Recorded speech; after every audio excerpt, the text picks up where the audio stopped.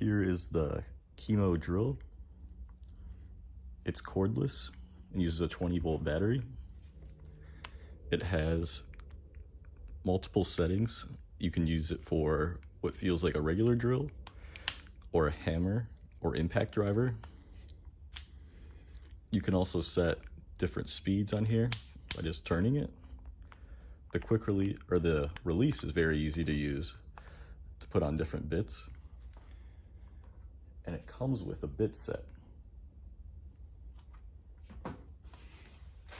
It also includes another bit set for doing pilot holes.